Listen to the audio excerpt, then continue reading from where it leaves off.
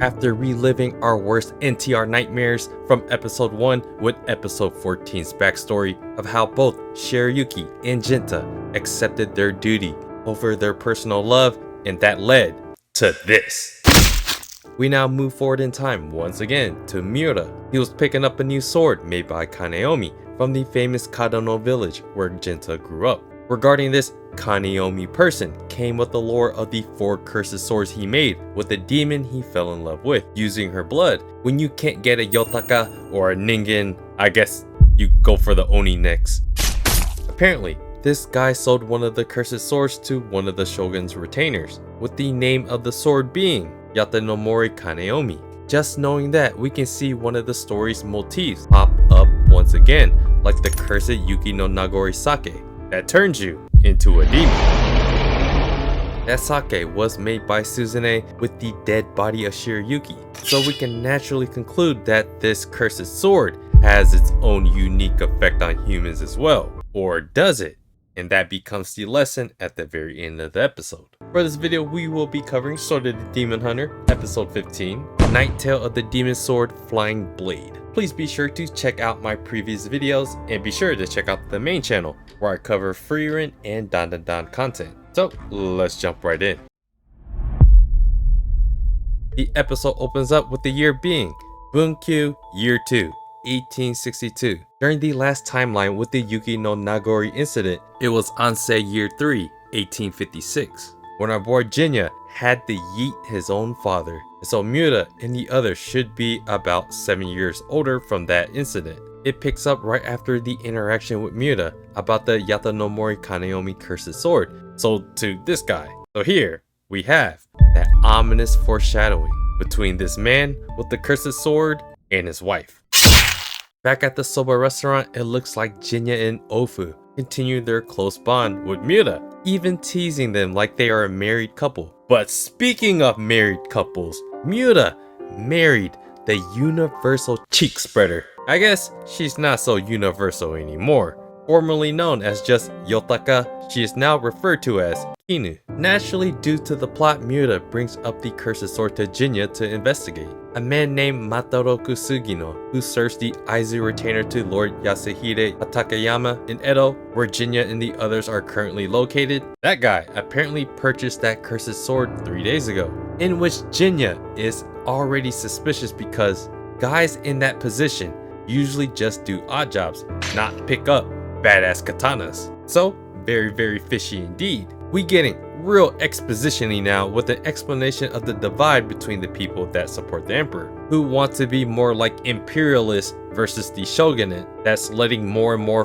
foreign influence take over Japan, diminishing the samurai. Miura essentially explains that a guy named Takechi Zuizan from Tosa created that opposing political group called the Tosa Loyalist Party that are more loyal to the emperor over the shogunate. Guys, this episode is so political, and I don't want to do it, but we kind of have to because this kind of explains the world view right now in the changing dynamics in Japan. We all know there's going to be a lot of internal strife. There's going to be a lot of chaos and war that's about to arise. And all of this is probably going to have a major effect on Jinya and what he'll learn from this entire experience. Jinya once again brings up one of the story's biggest themes of losing yourself in the process of life. After the incident at Kadono with Shiryuki and Suzune, he himself turns into a demon. It's not clear what Jinya's path would exactly be since then. Besides coming face to face with Suzune at some point, Miura takes Jinya to go see the cursed sword at Lord Yasahide's residence, where Matoroku Sugino resides. And one of the most obvious things happened. Matoroku yeeted his wife and then ran away. Was that due to the curse, or was the guy already cursed? Yasahide brings in Miura and Jinya, and things get real spicy. This dude smells like a villain, and Jinya ain't playing no games.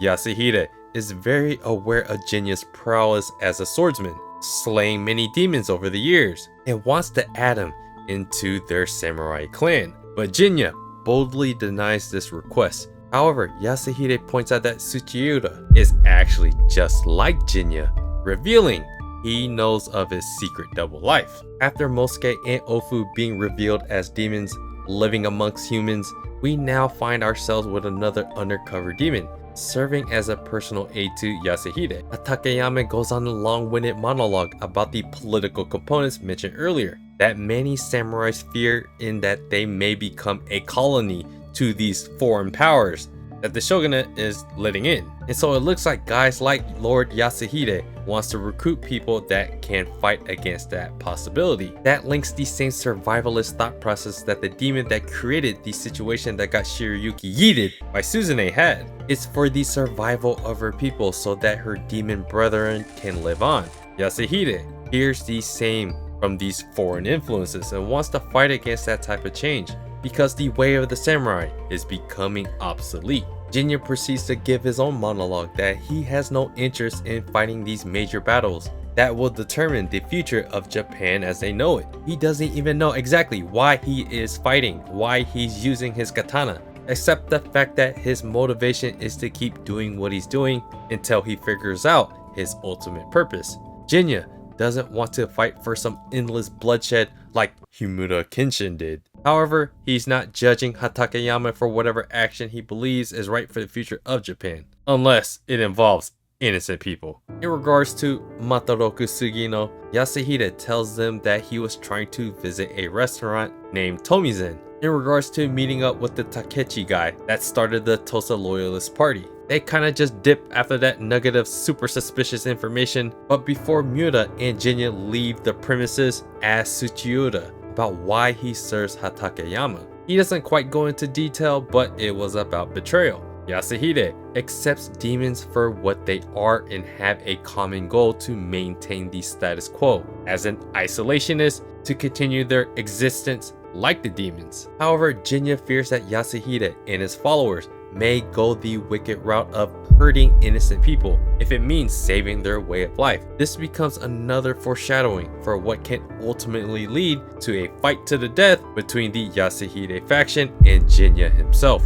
Also, this shows where many demons in the future may end up. If they want to continue existing, it means they may end up siding with a lot of these samurai clans. Miura and Jinya end up at that Tomizen restaurant, hoping to get intel on that Yatanomori Kaneomi cursed sword. It becomes another piece to the bigger puzzle as to what Sugino is trying to do, which is likely yeet Takechi of the Tosa Loyalist Party. From Yasahide's perspective, they find out that he just wanted a chance to recruit another strong demon like Jinya, and he used the cursed sword to allow Sugino to act on his assassination plot against the political opposition. It's a win for Takayama, who serves the shogunate, but ultimately has his own personal goals for how he wants to influence future Japan.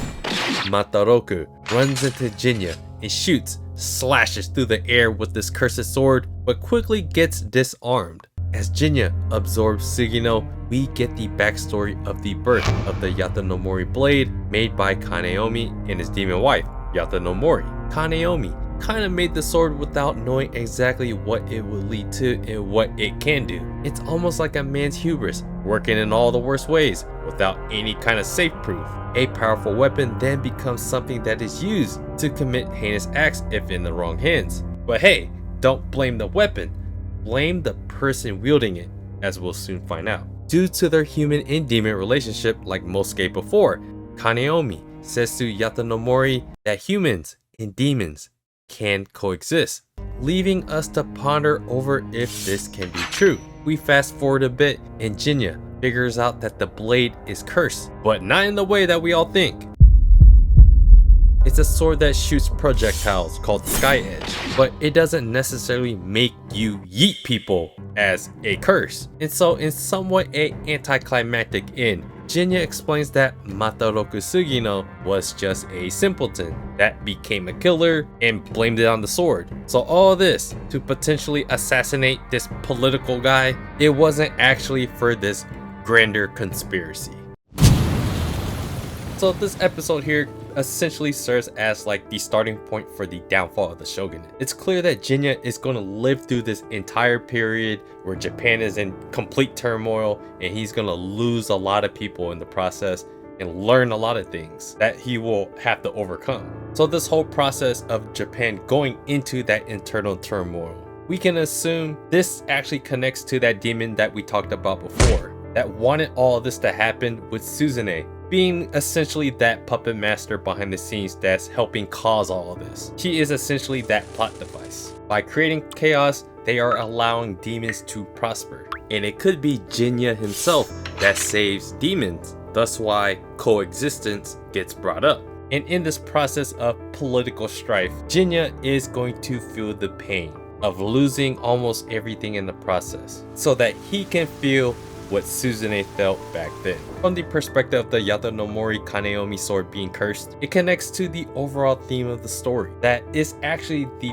person within you that makes you a good person or not the fact that you are human or demon. During the Yuki no Nagori Sake arc, alcohol in itself just serves as that metaphor, because alcohol just accentuates what you really are deep inside. And so that's why some people that ingested it eventually turn into demons. So in this case, for the supposed cursed sword, you give a person something powerful that already wants to commit heinous acts, they are going to feel emboldened with something like that cursed sword to do so.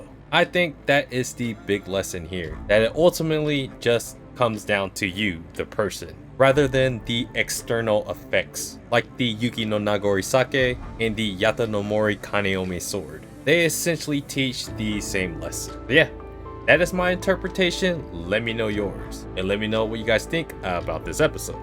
And so yeah, do me a favor and hit the like button if you are a good person. And subscribe to the channel if you guys haven't already. Check out my blog at otakusen.com. Check out my main channel where I cover Dan and Frieren. And I appreciate you guys watching, and I'll see you guys on the next video.